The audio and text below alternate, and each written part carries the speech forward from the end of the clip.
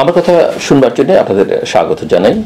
সম্প্রতি বাংলাদেশে অন্তর্বর্তীকালীন সরকারের প্রধান প্রফেসর ডক্টর মোহাম্মদ ইউনূসের একটি সাক্ষাৎকার নিয়ে কথাবার্তা হচ্ছে এবং এই সাক্ষাৎকারটি বিবিসি বাংলার সম্পাদক মির সাব্বিরকে তিনি দিয়েছেন অতি সম্প্রতি। এই সাক্ষাৎকারে প্রায় 7 মাসের অভিজ্ঞতা, আইন শৃঙ্খলা পরিস্থিতি, সংস্কার কার্যক্রম, ভবিষ্যৎ চ্যালেঞ্জ নিয়ে আলোচনা করেছেন প্রধান উপদেষ্টা এবং তিনি ভারতের সঙ্গে বাংলাদেশের সম্পর্ক এবং ভবিষ্যৎ পরিকল্পনা নিয়ে কথা বলেন। প্রধান উপদেষ্টা সামগ্রিক দৃষ্টিভঙ্গি যেটা এই সাক্ষাৎকার থেকে পাওয়া গেছে, যে প্রধান উপদেষ্টা হওয়ার আগে গ্রেপ্তারের সম্ভাবনা নিয়ে কথা হলো অধ্যাপক ইউনূস তিনি বলছেন যে তিনি এ নিয়ে খুব একটা আতঙ্কিত ছিলেন না। সরকার গঠনের পর তিনি লক্ষ্য স্থির করেন দেশকে একটি সুসংগঠিত পথে ফেরানোর জন্য অর্থনৈতিক স্থিতিশীলতা অর্জন, জনগণের আস্থা ফিরিয়ে আনা এবং সংস্কার কার্যক্রম চালুর প্রয়োজনীয়তা তিনি অনুভব করেন। যদিও অর্থনৈতিক স্থিতিশীলতার লক্ষণ আমরা এখনো পর্যন্ত দেখতে পাইনি। সংস্কারও তেমন কিছু হয়েছে বলে মনে হয় না।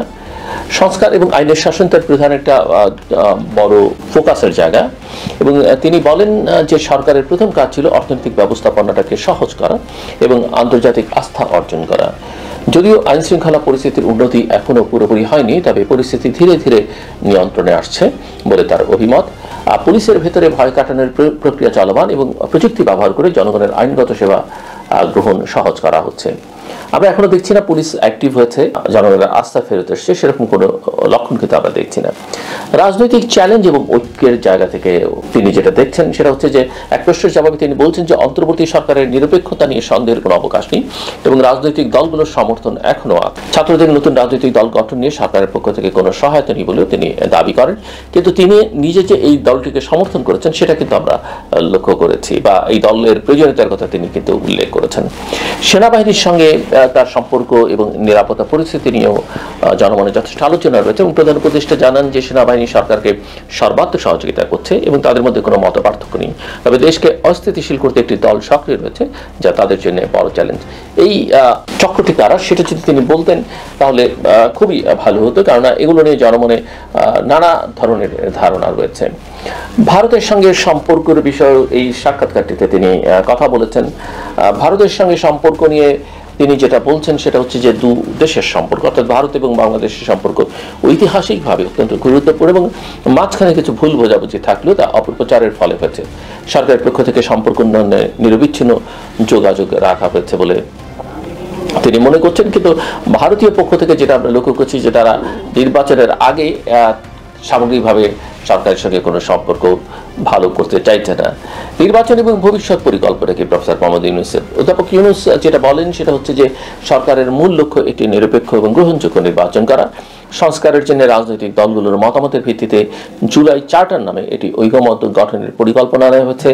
নির্বাচনের আগেই যেসব সংস্কার সম্ভব সেগুলো বাস্তবায়ন করা হবে, কিন্তু আমরা এখনো পর্যন্ত ঐকমত্য কমিশনের তেমন কোনো কাজ কিন্তু লক্ষ্য করছি না।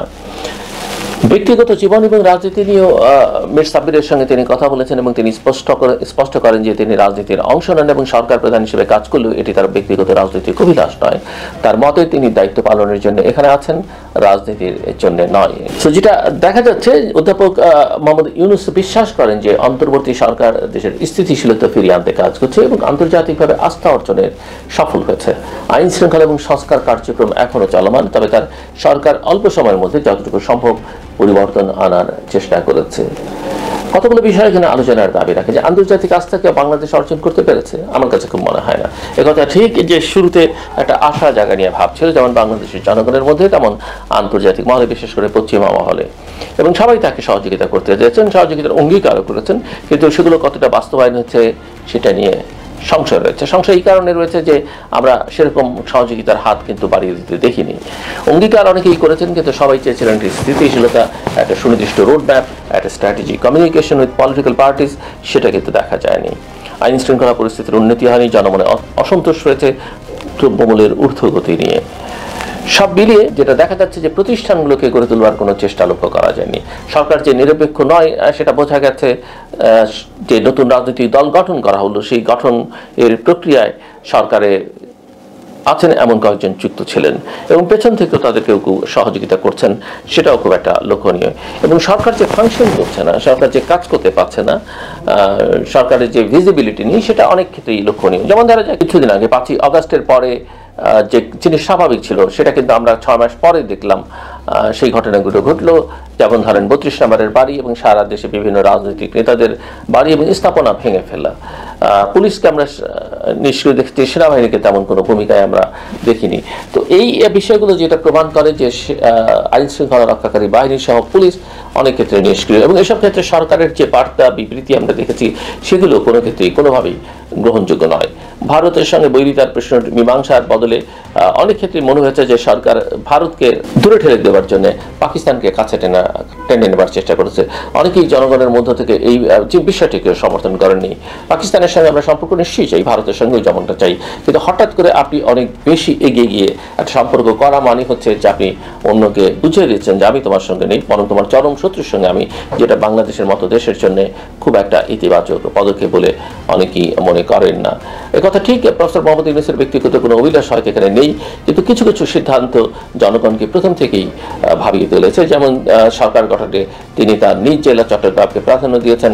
তিনি নিজে যেহেতু এনজিওর সঙ্গে যুক্ত, তিনি এনজিওগুলোকে প্রাধান্য দিয়েছেন, এবং তিনি তার নিজের প্রতিষ্ঠান গ্রামীণ ব্যাংকের কর্মকর্তাকে সরকার গঠন এবং সরকারের বিভিন্ন পর্যায়ে গুরুত্ব দিয়েছেন। তিনি ট্যাক্স মওকুফের বিষয়ে একটা ব্যক্তিগত মানে তার প্রতিষ্ঠানে ট্যাক্স মওকুফের বিষয়ে উদ্যোগ নিয়েছেন, যেটা অন্য অনেকের ক্ষেত্রেই দেওয়া হয়নি। দেশের আর্থিক পরিস্থিতি এখনো পর্যন্ত খুব একটা ইতিবাচক নয়, বরং অনেক বড় বড় রেটরিক আছে। জুলাই আগস্টে যারা হত্যাকাণ্ডের শিকার হয়েছেন আমরা লক্ষ্য করেছি সেই তালিকা সরকার স্পষ্ট করতে পারেনি, বরং সরকারের তালিকা থেকে জাতিসংঘের তথ্যানুসন্ধান কমিটির তালিকা অনেক বড়। আহতদের চিকিৎসার কোনো ব্যবস্থা করা যায়নি, বিচারের কোনো উদ্যোগ এখন পর্যন্ত লক্ষণীয় নয়, বরং অনেক বড় বড় কথা বলা হচ্ছে, অনেক অপ্রয়োজনীয় কথা বলা হচ্ছে। বিদেশ থেকে টাকা ফেরত নিয়ে আসা হবে, যে লক্ষণ এখন পর্যন্ত নেই, এবং সেটা সম্ভব যে মোটামুটি নয় সেটা কিন্তু ইতিহাস বলে, অভিজ্ঞতা বলে, এবং সারা পৃথিবীর রেকর্ড বুক তাই বলে। কিন্তু বাংলাদেশে এই চেষ্টা হচ্ছে, বরং এই বড় বড় যারা টাকা পাচার করেছেন তাদের সঙ্গে তাদেরকে একটা আলোচনার মধ্যে এনে নিশ্চয়ই তাদের অপরাধের শাস্তি দেওয়া যেত, কিন্তু তাদেরকে যদি ব্যবহার করে টাকাগুলো ফেরত আনবার চেষ্টা করতো সেটা অনেক ওয়াইড ছিল। সো দেশে একটা প্যানিক তৈরি করা হচ্ছে, আপনি বিদেশ যেতে পারবেন না, আপনার ব্যাংক অ্যাকাউন্ট ফ্রিজ, আপনি জেলে, আপনি মার্ডার কেসের আসামি, এই ধরনের পরিস্থিতি ব্যবসা বাণিজ্য অর্থনীতি রাজনীতি কোনো কিছুর জন্য কল্যাণকর নয়। এবং সবচেয়ে বড় কথা, সরকার রাজনীতির যে মূল স্টেক হোল্ডার পলিটিক্যাল পার্টি, বিশেষ করে প্রধান রাজনৈতিক দলটির সঙ্গে একটা দূরত্ব তৈরি করে ফেলেছে, যেটা কোনো অবস্থাতেই কাঙ্ক্ষিত নয়। এবং সরকারের দিক থেকে সরকারের সঙ্গে সংশ্লিষ্ট এবং সরকারের অত্যন্ত ঘনিষ্ঠ বলে পরিচিত ব্যক্তিবর্গ যে রাজনৈতিক বয়ান সমাজে হাজির করছে, সেটাও দেশের জন্য সুখকর নয় বলে অনেকে মনে করেন। আমার কথা শুনবার জন্য অসংখ্য ধন্যবাদ।